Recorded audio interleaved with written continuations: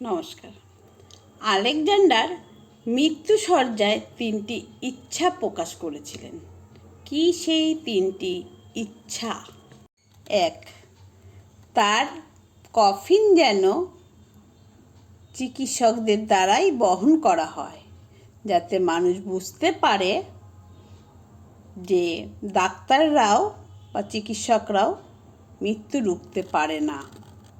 তার ধন সম্পদ রাস্তায় ছড়িয়ে দেওয়া হয়, যাতে সবাই জানে যে ধন সম্পদ মৃত্যুর সঙ্গে নিয়ে যাওয়া যায় না। আমার এই ভিডিওটি যদি আপনার ভালো লাগে তবে ইউটিউবে গিয়ে স্বপ্না টেলস বলে সার্চ করে একটা সাবস্ক্রাইব করতে হবে প্লিজ। 3. তার 2 হাত কফিনের বাইরে ঝুলিয়ে রাখা হয়, যাতে সবাই দেখে যে তিনি শূন্য হাতে পৃথিবীতে এসেছিলেন এবং শূন্য হাতেই চলে গেলেন পৃথিবী থেকে।